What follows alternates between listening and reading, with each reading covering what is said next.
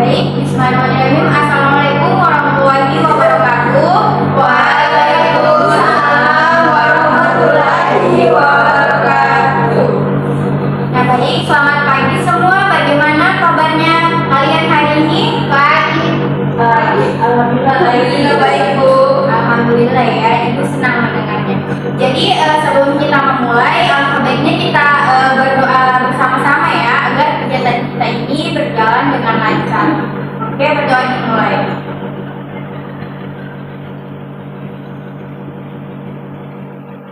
Nah, jadi hari ini sebelum itu kita kenalan dulu ya. Jadi silakan kalian memperkenalkan dirinya dan hobi kalian apa. Oke, mungkin bisa dimulai dari sebelah kanan dulu. Baik, terima kasih. Perkenalkan, nama saya Salsabila, ibu dan teman-teman di sekolah saya baca. Saya suka bermain basket. Dan selanjutnya, Baik, ibu, perkenalkan, nama saya Izzat. Hobi saya baik, ibu, perkenalkan, nama saya Rizky. Hobi saya sekolah kayu. Selanjutnya, perkenalkan, ibu, nama saya Putri. Hobi saya menonton film. oke, terima kasih ya. Jadi sekarang Ibu akan menjelaskan langkah-langkah kegiatan kita dan tugas serta tanggung jawab setiap anggota. Nah, jadi Ibu akan menyampaikan dulu. Jadi waktu kita itu selama kegiatan konseling ada 40 menit ya. Bagaimana kalian semua setuju? Setuju. Oke. Nah, sekarang Ibu akan jelaskan secara detail tentang teknik reframing yang akan kita gunakan. Nah, sebelumnya Ibu mau bertanya, ada yang tahu apa itu teknik reframing? Tidak ya, Bu. Tidak ada ya. Oke, baik. Jadi teknik reframing ini merupakan suatu pendekatan psikologis yang digunakan dalam konseling untuk mengubah cara seseorang memandang atau memahami suatu masalah atau situasi. Nah, jadi dalam konteks konseling ini, teknik ini bertujuan untuk mengubah persepsi negatif atau pandangan yang sempit terhadap suatu masalah yang menjadi pandangan lebih positif atau konstruktif.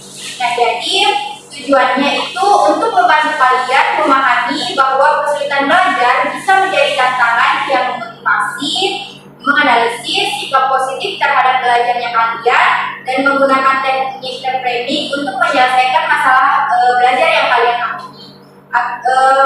Mungkin apakah kalian sudah mengerti mengenai teknik reframing yang Ibu jelaskan? Mungkin sudah sedikit dia ada. Nah, jadi semua sudah siap ya untuk melaksanakan tugas kita hari ini? Siap ya, Bu. Sebelumnya ada yang ingin bertanya tentang tugas-tugas kita hari ini? Tidak ada, Bu. Karena sudah jelas, Bu. Oke, baik ya. Nah, sebelum itu dalam konseling kelompok ini kita harus menjaga kerahasiaan pembicaraannya. Sebaiknya mungkin kita semua berdiri dulu ya untuk berkomitmen menjaga rahasia ini. Kalian berpegangan tangan. Maju. Jadi kita sudah berdiri ya. Nanti kalian bersama dengan Ibu akan berkata, saya berjanji akan menjaga rahasia teman-teman dengan baik. Kalian paham? Paham. Oke, dimulai ya. 1, 2, 3. Saya berjanji akan menjaga rahasia teman-teman dengan baik. Oke, silakan dulu.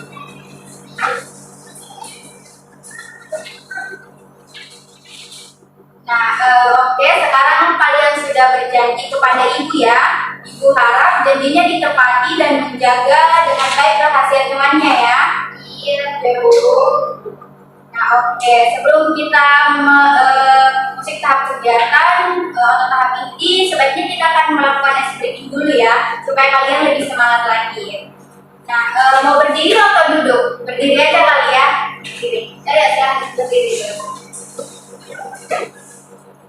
Nah, jadi ice breaking-nya itu ada tepukan, di mana ada tepukan pagi, siang, sore, malam. Jadi tepuk pagi itu 1 kali, tepuk siang 2 kali, tepuk sore 3 kali, dan tepuk malam itu tidur. Oke, kalian sudah mengerti? Sudah.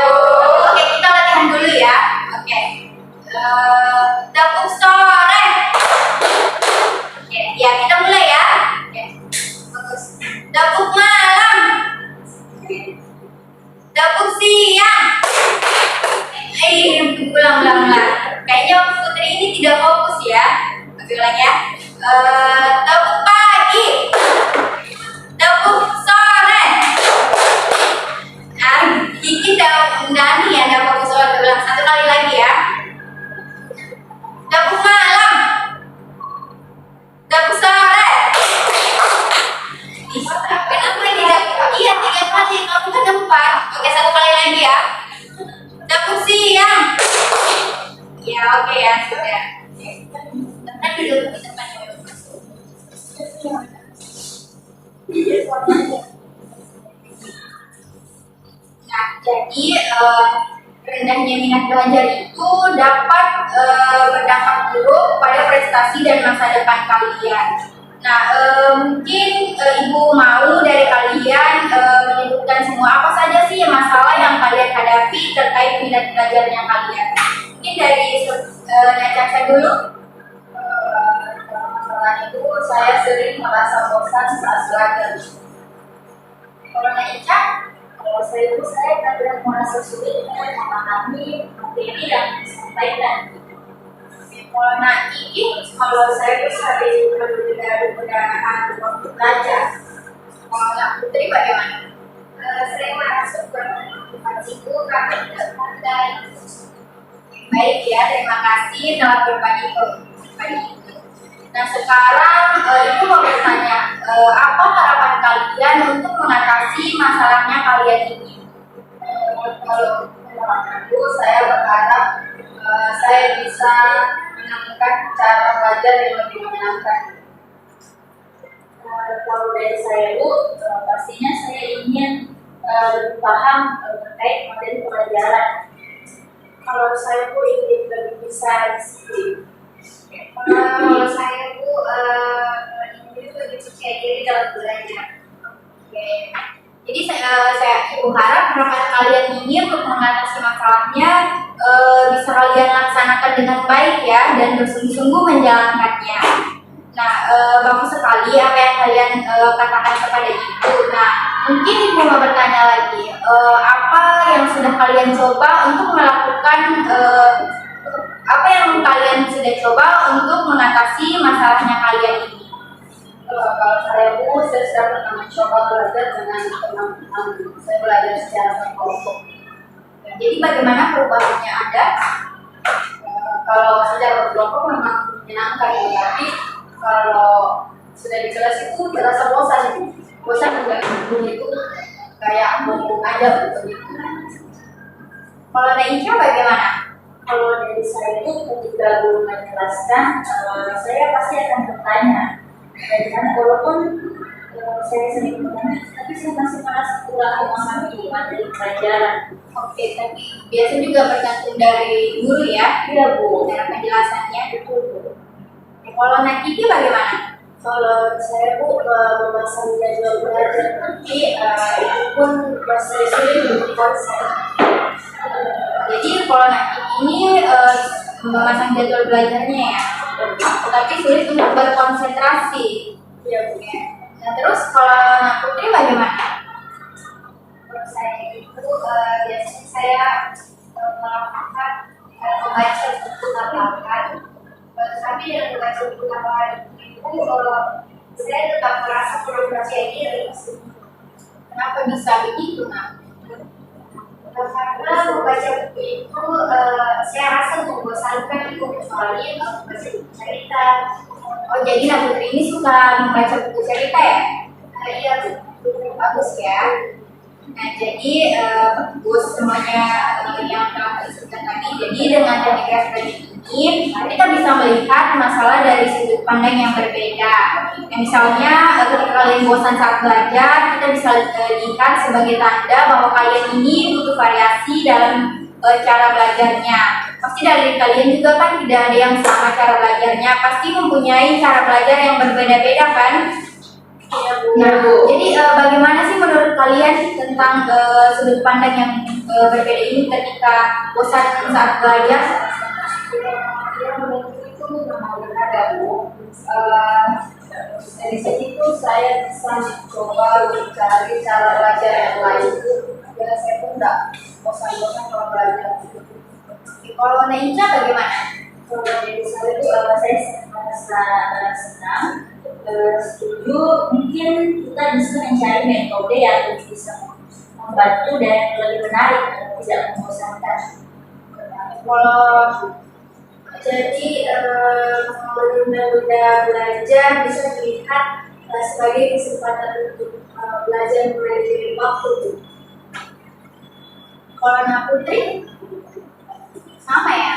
Kalau saya sih ibu biasanya saya menjadikan membaca buku pelajaran itu kan memang membosankan, tetapi dari situ saya bisa menambah wawasan saya. Oke, betul sekali ya. Nah, jadi dengan cara merubah sudut pandang itu, kita bisa menemukan solusi baru. Nah, jadi nanti ibu akan bagikan LKPD, tapi mungkin LKPD-nya akan ibu bagikan di akhir ya. Baik ibu. Nah, kan tadi sudah berdiskusi tentang teknik reframing dan ibu juga sudah jelaskan kan mengenai teknik reframing itu apa. Nah, ibu mau bertanya, bagaimana perasaan kalian setelah berdiskusi dan mencoba teknik reframing ini? Saya merasa saya jadi lebih termotivasi. Oke, kalau Naisha bagaimana? Mungkin di sini saya merasa lebih sedikit semangat untuk mencoba cara-cara baru dalam belajar. Kalau saya merasa lebih positif lagi dalam menghadapi masalah belajar saya. Kalau anak Putri bagaimana? Kalau saya sih itu alhamdulillahnya tadi dengan gangguan konseling saya jadi lebih semangat. Oke, bagus sekali ya. Nah, sebelum itu kalian bawa HP semua kan? Nanti Bu share saja ya LKPD-nya, kalau bisa dikerja sekarang ya. Ibu kasih waktu 5 menit ya. Tunggu sebentar, Ibu akan share. Oke, sudah masuk ya, silahkan kerja dulu. Ibu kasih waktu 5 menit ya. Ya, silahkan dikerja.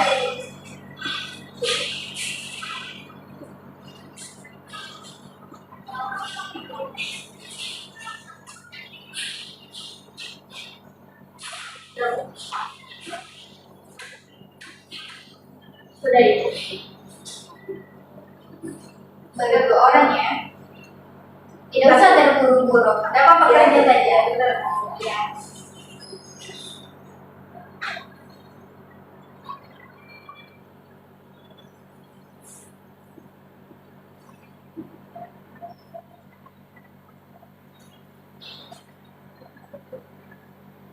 Sudah Bu? Ya sudah ya. Nah, setelah kalian mengerjakan LKPD, Ibu akan memberikan lagi instrumen evaluasi hasil. Jadi Ibu berharap kalian isi dengan jujur ya. Mungkin ini juga masih ada waktu sekitar 10 menit, bisa dikerja sekarang ya. Ibu akan share kembali ya, silahkan kerja. Baik, ya, silahkan kerja ya. Isi dengan jujur.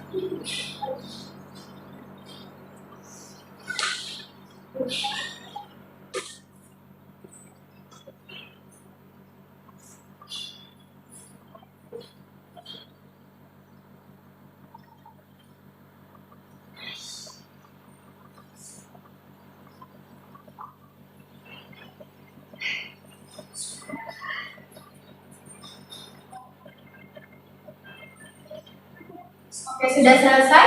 Sudah Bu? Sudah Bu. Oke, ini baru 3 orang. Nah, Kiki bagaimana Bu? Sudah ya. Nah, berhubung waktu kita juga sudah mau hampir habis ya. Nah, Ibu mau bertanya bagaimana kesan kalian setelah mengikuti kegiatan ini? Mungkin dari Najwa dulu. Tentu saya merasa lebih siap menghadapi tantangan belajar yang akan saya temui nanti ke depannya. Oke, kalau Najwa bagaimana? Dari solusi yang Ibu berikan tadi, mungkin saya sedikit ada motivasi untuk kembali semangat belajar lagi. Kalau Kiki bagaimana? Kalau saya mendapat lebih banyak lagi solusi dari permasalahan saya. Kalau Putri bagaimana? Kalau saya saya menjadi lagi. Oke. Jadi Ibu senang ya bisa mendengar kesan kalian setelah mengikuti kegiatan konseling ini. Jadi selanjutnya Ibu akan merencanakan langkah-langkah tindak lanjut untuk memastikan kalian itu terus termotivasi dalam belajarnya. Jadi jika ada masalah yang belum terselesaikan, Ibu akan memberikan konseling individual ya. Maksudnya konseling individual ini hanya kita berdua. Jadi teman-temannya itu tidak lagi ikut dalam sesi konseling ini. Kalian paham kan? Ya, Bu. Nah, oke, terima kasih ya telah berpartisipasi dalam kegiatan konseling kita hari ini. Jadi sebelum kita mengakhiri sesi konseling ini, sebaiknya kita berdoa dulu ya. Oke, berdoa dimulai.